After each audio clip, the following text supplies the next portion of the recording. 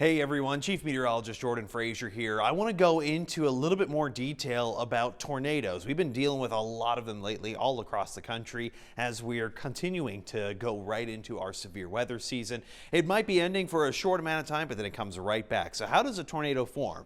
First off, you see a large wall cloud. It kind of descends down lower from the cloud layers, and then you start to see a funnel forming at the top of the cloud moving down to the ground. If that's the case, it actually is just a funnel cloud, but if it reaches all the way down to the ground, it becomes a tornado, and that's when it starts to pick up a lot of debris, including, not limited to, a lot of trees, property, cars, and even people. So the way we measure tornadoes has changed recently. We're mainly talking about the enhanced Fujita scale. It starts off at 0, and that 0 could mean about 65 to about 86 miles an hour. Damages to gutters and siding, large branches of trees getting broke off. Then we start moving up the scale from the 1 to the 5. With the 1, you could start to see about moderate damage, significant roof damage, and even those poles can start getting a little bit on the toppled side.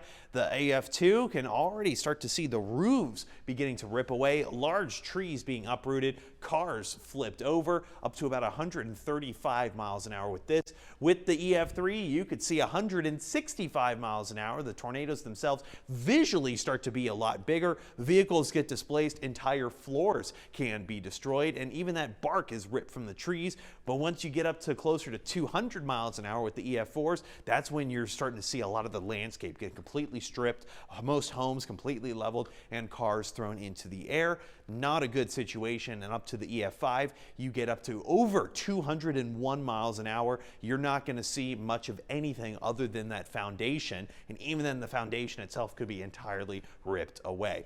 The biggest thing with a lot of this stuff is we always talk about the watches versus the warnings. A watch means that the conditions for any kind of tornado development are going to be favorable. Be aware and be prepared. Review your safety plan and have multiple ways to receive alerts, and that could be anything from your cell phone to a NOAA weather radio to even just push alerts from social media. A lot of the National Weather Service as well as local meteorologists tend to push out those alerts as early as we get them. The warning means the tornado is happening right now. You want to take action now. Get to your safe space. A tornado is spotted and or radar indicated.